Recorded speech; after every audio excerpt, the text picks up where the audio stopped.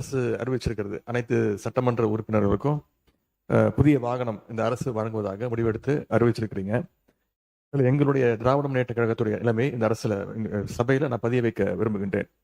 ஏற்கனவே தமிழ்நாடு அரசு கடும் நிதி நெருக்கடி இருப்பதாக மாண்புமிகு முதலமைச்சர் அவர்களே கூறி வருவதால் எங்களுடைய கழக தலைவர் மாண்புமிகு முன்னாள் முதலமைச்சர் திரு முத்துவேல் கருணாநிதி ஸ்டாலின் அவர்களின் அறிவுறுத்தலின் பேரில் திராவிட முன்னேற்ற கழகத்தைச் சேர்ந்த 59 சட்டமன்ற உறுப்பினர்கள் இவ்வாகனங்களை பெறுவதில்லை என்று முடிவெடுத்துள்ளோம்.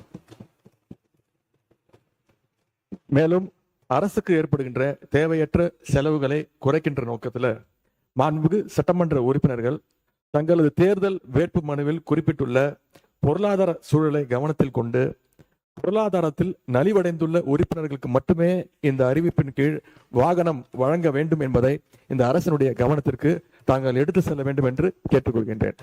நாங்கள் கையொப்பமிட்டு இந்த கடிதத்தை உங்கள் மூலமாக அரசுக்கு கொடுத்துக்கிறோம். மாண்புமிகு நீர்வள மாண்புமிகு பொதுப்பணித்துறை அமைச்சர் அவர்கள்.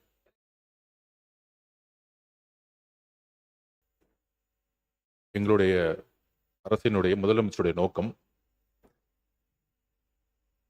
புதிதாக தேர்ந்தெடுக்கக்கூடிய மக்கள் மட்டுமல்ல, இதே சட்டமன்றத்தில் ஏழ்மையா இருக்கக்கூடிய சட்டமன்ற உறுப்பினர்களும் இருக்கிறாங்க.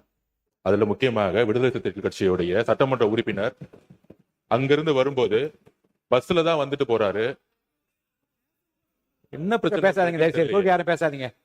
திமுக காலையில இருந்து என்ன பிரச்சனை தெரியலையே. பேசுங்க, நீங்க பேசுங்க. எதிர்கட்சி தலைவர் ஒரு பதில பதிவு பண்ணா நாங்க அது பதிவு பண்றோம். அப்ப பிசிகேல இருந்து ரொம்ப ஏழ்மையா இருக்கக்கூடிய ஒரு உறுப்பினர் கேட்கிறாரு. அவருடைய குரல் யார் யாரெல்லாம் பஸ்ல வராங்க, யார் யாரெல்லாம் ட்ரெயின்ல வராங்க, அவருடைய குரலா இருந்துச்சு. அப்ப முதலமைச்சர் அனௌன்ஸ் பண்ணும் பொழுது பொதுவா அவையை பொறுத்த வரைக்கும் எல்லோரும் சமம்னு நினைக்கக்கூடிய ஒரு முதலமைச்சர், அதுதான் ஒரு புரோட்டோகால். அப்ப எங்க பொதுச் செயலாளர்கிட்ட கார் இருக்கு, என்கிட்ட கார் இருக்கு, இங்க இருக்கக்கூடிய எல்லாருக்கும் கார் இருக்கு. நாங்க போய் சட்டமன்ற உறுப்பினர் கார் வேணும்னு கேட்க போறது இல்லை. இது ஒரு அடிப்படையா இருக்கவங்களுக்கு புரிதல் இருக்கும். அரசியலா நினைச்சாதான் இது அரசியல். எங்க ஏழ்மையா இருக்காங்களோ அவங்க விண்ணப்பத்தை கொடுப்பாங்க. இது சட்டமன்ற உறுப்பினர்களுடைய ஒரு உரிமையா மாற்றப்பட்டு தமிழக வெற்றி கழகத்துல யார் யாருக்கெல்லாம் கார் இருக்காங்களோ நாங்க யாருமே கார் கேட்க போறது இல்லை. இதுதான் எங்களோட நிலைப்பாடும். இதுதான் எங்களோட நிலைப்பாடும். எங்க கிட்ட 2-3 கார் இருக்கு, நாங்க போய் சட்டமன்ற உறுப்பினர் கார் கேட்க போறது இல்ல. நம்ம மன்னார்குடி எம்எல்ஏ சொன்னாரு, என்கிட்ட 4 கார் இருக்கு, ஆனா என்னுடைய தனிப்பட்ட கார்ல போகும்போது அரசு அதிகாரிகள் முன்பு அரசு கார்ல போனா நான் ஒரு மரியாதை இருக்கு. இப்ப மாண்புமிகு எதிர்கட்சி தலைவர்கிட்ட 2-3 வீடு இருக்கு, ஆனா அரசு பங்களால இருக்கிறாருல. அவர் லெட்டர் என்கிட்ட தான் கொடுத்தாரு. பொதுப்பணித்துறை அமைச்சரா என்கிட்ட தான் கொடுத்தாரு. எனக்கு அரசு துறையுடைய பங்களா வேணும்னு கொடுத்தாரு. உடனே நம்ம கேட்க முடியுமா? மாண்புமிகு எதிர்கட்சி தலைவருக்கு 2-3 பங்களா இருக்கு, அதனால அரசு துறை பங்களா கொடுக்க மாட்டோம்னு சொல்ல முடியுமா? எங்களுடைய முதலமைச்சர் சொன்னாரு, அவர் கோரிக்கை கொடுத்தாரு, உடனடியா கொடுத்துருவோம்னு சொன்னோம். இது உடனே இல்ல இங்க இருக்கவங்க எல்லாருக்கும், அதாவது இங்க இருக்க எல்லாருக்கும் பங்களா கொடுக்கலாமான்னு கிடையாது. இது ஒரு புரோட்டோகால், அவ்வளவுதான். இந்த புரோட்டோகால்ல அமைச்சர்களுக்கு கார் கொடுக்கப்படுது, வீடு கொடுக்கப்படுது, 4 உதவியாளர் கொடுக்கப்படுறாங்க. அப்ப சட்டமன்ற உதவியாளர் கிடையாது, சட்டமன்றங்களுக்கு வீடு கிடையாது. சட்டமன்ற உறுப்பினர்களுக்கு நீங்க உங்களுடைய தேர்தல் பத்திரத்துல கார் இல்லன்னு சொல்லலாம், வீடு இல்லன்னு சொல்லலாம், 10,000 ரூபாய் பணம் இருக்குன்னு சொல்லலாம். ஆனா எங்க கிட்ட பல்வேறு சட்டமன்ற உறுப்பினர்கிட்ட எங்க கட்சியில சொந்த வீடு இல்லாதவங்க இருக்காங்க, கார் இல்லாம இருக்காங்க. அது மாதிரி மற்ற கட்சிகளையும், தாவேக மட்டும் இல்ல, எல்லா கட்சியும் கம்யூனிஸ்ட் தோழர்கள் அங்கிருந்து வராங்க. அந்த மாரிமுத்து அண்ணன் கிட்ட கார் கிடையாது. இதுதான் கம்யூனிஸ்ட் தோழர்களுடைய நிலைப்பாடு. அப்ப ஒரு அறிவு பெறும் பொழுது இந்த கட்சியோடைய சட்டமன்ற உறுப்பினர், இந்த கட்சியோடைய உறுப்பினர்களுக்கு அறிவிப்பு வராது. முதலமைச்சர் பொதுவா எல்லோருக்கும் ஒரு அறிவிப்பை கொடுக்கிறாரு.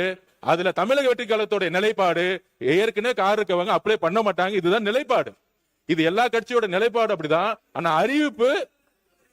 அறிவிப்பு தனி செயலாளர் அறிவிப்பு ஒரு சட்டமன்ற உறுப்பினர் 3 லட்சம் மக்களை போய் பார்க்க வேண்டிய நிர்பந்தம் இருக்கு. அவரோட தொகுதிக்கு போக வேண்டிய நிர்பந்தம் இருக்கு.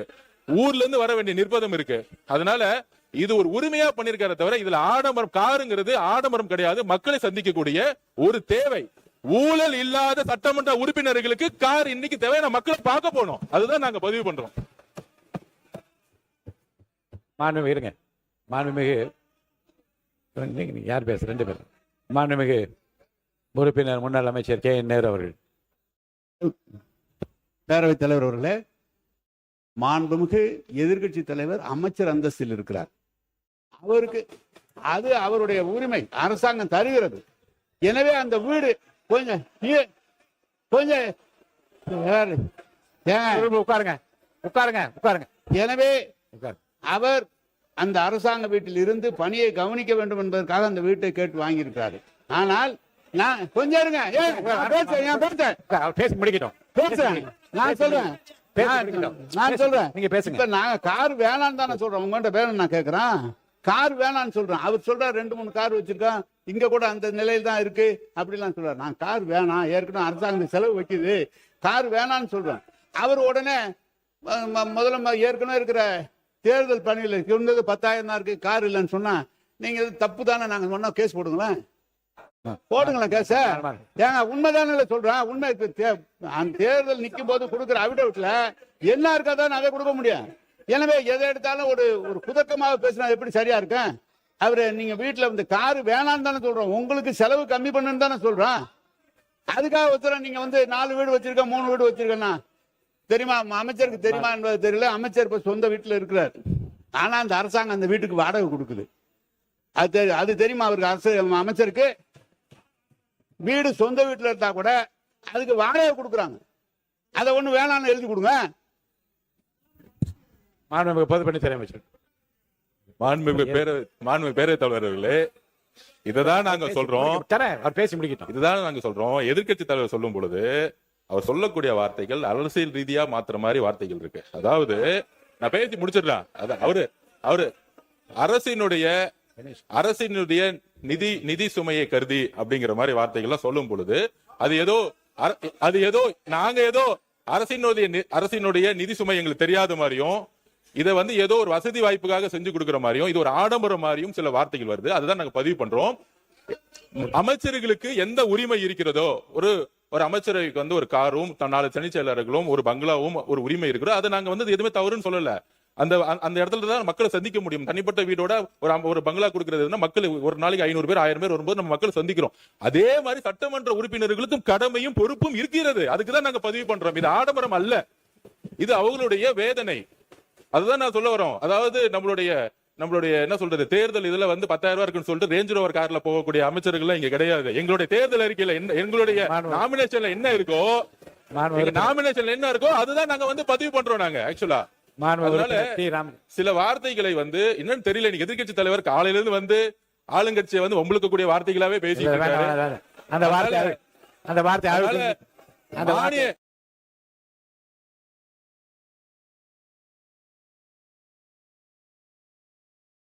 மாண்புமிகு இல்ல கம்யூனிஸ்ட் கட்சி சார் அவங்க சொல்லிட்டு சொல்லுங்க, உங்க கருத்து சொல்லுங்க. மாண்புமிகு பேரவைத் தலைவர்களே, சொல்ல வைக்கிறேன். சொல்ல வைக்கிறேன், அவர் பேசி முடிக்கிட்டு சொல்ல. மாண்புமிகு பேரவைத் தலைவர்களே, சுருக்கமா சொல்லுங்க. சில சட்டமன்ற உறுப்பினர்கள் கார் வேண்டும் என்று முதலமைச்சர் கோரிக்கை வச்சாங்க. ஆமா, முதலமைச்சர் அறிவிச்சிருக்காங்க. ஆமா. ஆகவே இல்லாதவங்க கொடுக்கணும் வேணும்னு சொல்ல, எங்களை பொறுத்தவரை கார் தேவையில்லை என்பது எங்களுடைய நிலைப்பாடு என்பதை தெரிவித்துக் மாண்புமிகு பாட்டாளி மாண்புமிகு உறுப்பினர் கணேஷ்குமார், முனைவர் கணேஷ்குமார் சொல்லிட்டேன். மாண்புமிகு பேரவைத் தலைவர் அவர்களே, அடுத்தது ஒரு சட்டமன்ற உறுப்பினருக்கு மக்கள் பணி செய்வது என்பது மிக அவசியமான ஒன்றுதான். அவர்களுக்கு கார் என்பது ரொம்ப முக்கியமான விஷயம். ஏன்னா கார் வந்து அனைத்து கிராமங்களுக்கும் சென்றடைவதற்கும், இப்ப என்னுடைய தொகுதியில எடுத்துட்டீங்கன்னா 330 ஊராட்சிகள் கிட்ட இருக்கு. அதெல்லாம் போய் பார்க்கணும்னா பொருளாதாரத்துல பின்தங்கிய சட்டமன்ற உறுப்பினர்களுக்கு கார் என்பது ரொம்ப அவசியம் தான். இப்ப என்கிட்ட எல்லாம் கார் இருக்கு, இப்ப எனக்கு எல்லாம் கேட்டீங்கன்னா கார் தேவையில்லை. அப்ப எங்களுடைய விருப்பத்தையும் கேட்டு எங்க கட்சியிலே 2 பேருக்கு வந்து உண்மையிலேயே பொருளாதாரத்துல பின்தங்கியவர்கள் இருக்கிறாங்க. மத்த கட்சி உறுப்பினர்கள் நான் கேட்பேன், நான் போன வாட்டி அங்க கேட்ட போது கூட 2ஆம் முறை சட்டமன்ற உறுப்பினராக இருப்பவர்கள் கூட பொருளாதாரத்துல பின்தங்கியவர்கள் இருக்கிறாங்க. அப்ப பொருளாதாரத்துல பின்தங்கி இருப்பவர்களுக்கு யாருக்கு உண்மையிலேயே கார் தேவையோ அவர்களுக்கு வழங்கலாம் என்பதுதான் எங்களுடைய கருத்து. அந்த நிலைப்பாடு அதை நீங்க சொல்லுங்க. மாண்புமிகு எதிர்க்கட்சி தலைவர் அவர்கள்.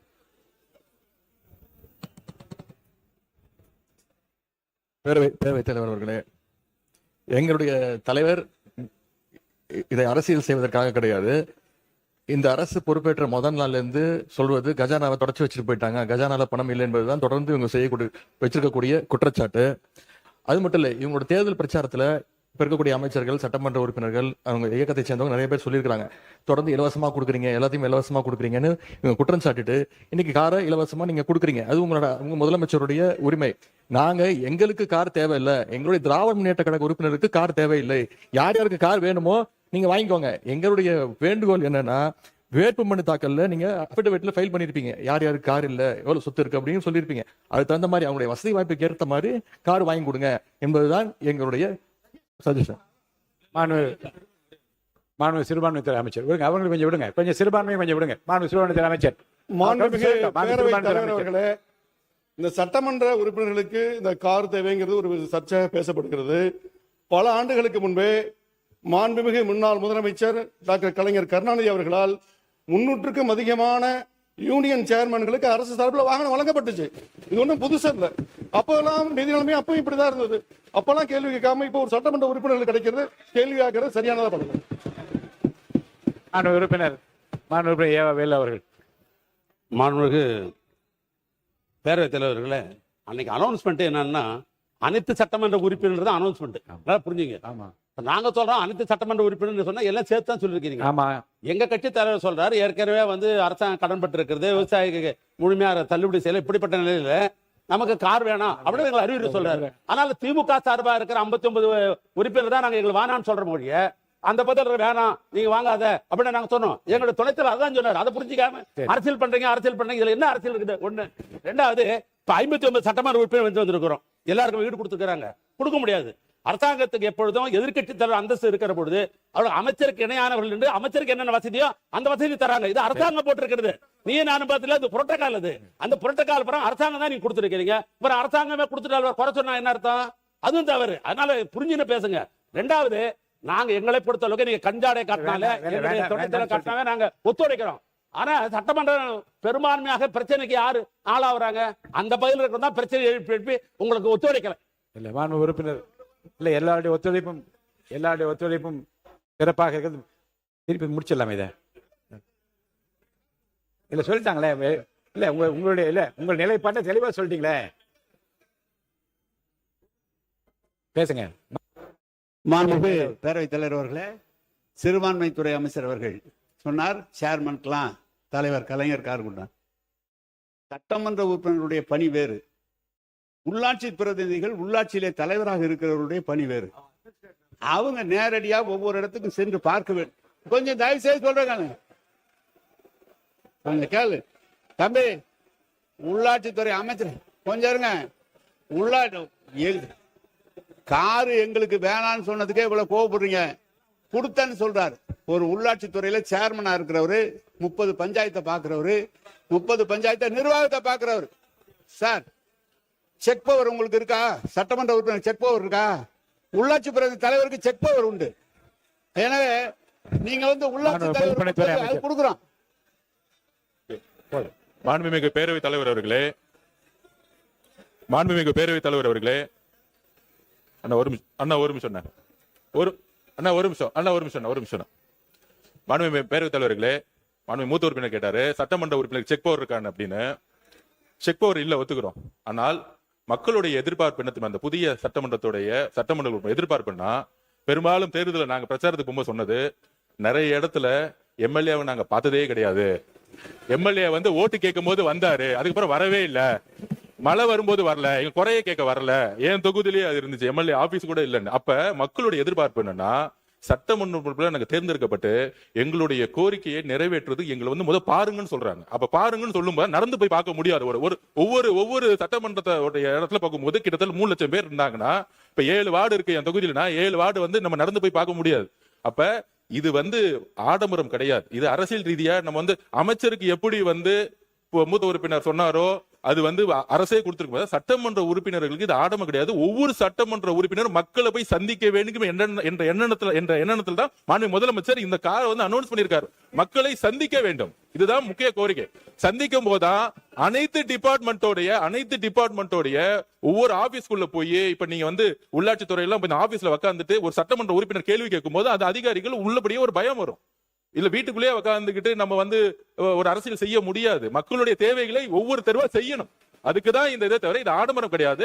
எதிர்க்கட்சி தலைவருடைய நிலைப்பாடுல நாங்களும் இருக்கோம். யார் யாருக்கெல்லாம் கார் இருக்கு அவங்க ஆட்டோமேட்டிக்கா யாரும் அப்ளை பண்ண போறது இல்ல. ஆனா ஒரு முதலமைச்சருடைய அறிவிப்பு பொதுவான அறிவிப்பா தான் இருக்க முடியும். இதுதான் ஒரு அரசுடைய புரோட்டோகால். மாண்புமிகு உறுப்பினர்களுக்கு இருங்க, தலா பேசுகின்ற உறுப்பினருக்கு தலா 5 நிமிடம் மட்டும் ஒதுக்கப்படுகிறது. 2 மாண்பு அமைச்சர்கள் பதில் சொல்ல வேண்டிய கட்டாயமும் இருக்கிறது. பிற்பகல் 2 மணிக்குள் முழுமையாக சட்டமன்றம் நிறைவு பெறும் என்று ஏற்கனவே சொல்லிவிட்டோம். மாண்பு அமைச்சர்களின் பதில்களுடன் அவை முடிவு பெற வேண்டிய கட்டாயத்தில் இருப்பதால் பேச வருகின்ற உறுப்பினர்கள் தயவு செய்து 5 நிமிடங்களுக்கு மிகாமல் உங்கள் கருத்துக்களை 6 மானிய கோரிக்கை மீது வைக்க வேண்டும் என்று கேட்டுக்கொள்கிறேன். நான் சொல்ல ஜூன் 21, 2024 மாண்புமிகு முன்னாள் நம்முடைய பேரவைத் தலைவர் அப்பாவு அவர்கள் இந்த அவையில் சொன்னதான் நான் படிக்கின்றேன். அப்போதும் அதற்கு கட்டுப்பட்டு நீங்கள்லாம் 5 நிமிடத்துக்குள்ள பேச்சை முடித்திருக்கின்றீர்கள். இப்போதும் குறைவான கொடுக்கப்பட்ட நேரத்தில் விரைவாக முடிக்கும்படி நான் கேட்டுக்கொள்கிறேன்.